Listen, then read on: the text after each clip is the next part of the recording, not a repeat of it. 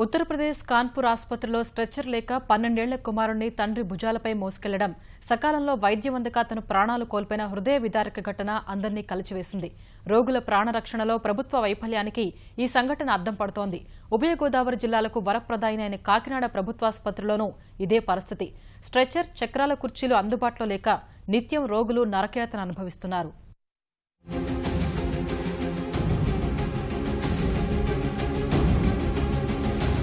కాకినాడ ప్రభుత్వ వైద్యశాల ఇది. నిత్యం 1000 మందికి పైగా రోగులు చికిత్స కోసం ఈ ఆసుపత్రికి వస్తుంటారు. ముఖ్యంగా చిన్నపిల్లలు, మానసిక వ్యాధిగ్రస్తులు, గైనిక్, ఆర్థోపెడిక్ శస్త్రచికిత్స విభాగాలకు వచ్చే రోగులను స్ట్రెచర్, చక్రాల కుర్చీలపైనే తీసుకువెళ్లాల్సి ఉంటుంది. ప్రస్తుతం ఆసుపత్రిలో 55 స్ట్రెచర్లు, 50 చక్రాల కుర్చీలు మాత్రమే ఉన్నాయి. ఇవి వచ్చిన రోగులకు సరిపోవడం లేదు. ఉన్న వాటిని సైతం సిబ్బంది సామాగ్రిని తీసుకువెళ్లేందుకు వినియోగిస్తున్నారని తప్ప రోగుల కోసం వాడడం లేదు. నిబంధనల ప్రకారం ఆసుపత్రిలో 500కు పైగా చక్రాల కుర్చీలు, అదే సంఖ్యలో స్ట్రెచర్లు ఉండాలి.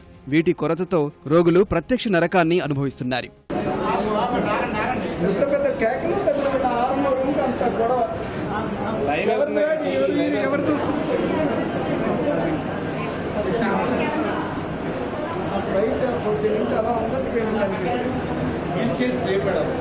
సామాన్లు తీసుకురానా, ఇన్నింటి తీసుకురానికి బండి లేవు కదండి. దానికి ప్రత్యేకం బండి ఇస్తారా, బండి ఇవ్వలేదు.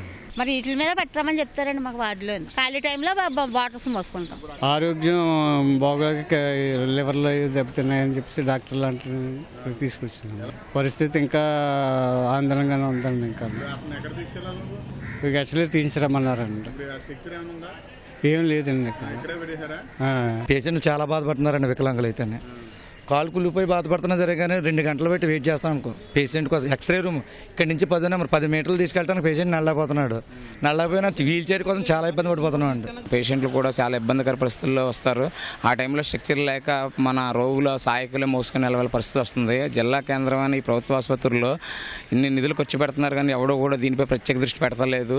చక్రాల కుర్చీలు, స్ట్రెచర్లు లేక ప్రమాదాల్లో గాయపడిన వారిని సైతం చేతులు, భుజాలపైన ఎత్తుకొని తీసుకువెళుతున్నారు.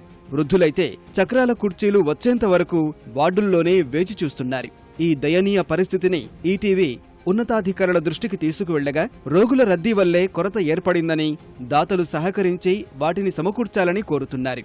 రోజు వేల సంఖ్యలో వస్తున్న పేషెంట్లకి స్ట్రెచ్చర్స్, మెయిన్గా ఈ చైర్స్ కొంచెం కొరతగా ఉన్నమాట వాస్తవమే. దాన్ని మేము ప్రత్యామ్నాయంతో దాతలు ఎవరైనా ముందుకు వచ్చి, చాలామంది దాతలు ఇస్తూనే ఉన్నారు. స్వచ్ఛంద సేవాకర్తలు వచ్చి మాకు ఇస్తూనే ఉన్నారండి ప్రతిదాన్ని.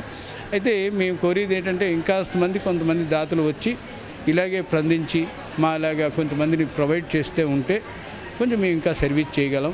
రోగులను స్ట్రెచర్లు, చక్రాల కుర్చీలపై తీసుకువెళ్లాలంటే సిబ్బంది డబ్బు వసూలు చేయడం మామూలైపోయింది. చిన్నపిల్లలకు 50, పెద్దలకు 100 రూపాయల వంతున సిబ్బంది వసూలు చేస్తున్నారు. రోగులు ప్రతిరోజు వీరికి డబ్బులు చెల్లించలేక ఇబ్బంది పడుతున్నారు. డబ్బులు ఇచ్చుకుంటున్నారండి. తులసి వాళ్ళు మంచానికి 50 ఇచ్చుకుంటున్నారండి. కుర్చీకి తీసుకెళ్ళేందుకు 50, లేకపోతే పైకి తీసుకొస్తే 50 తీసుకుంటున్నారు.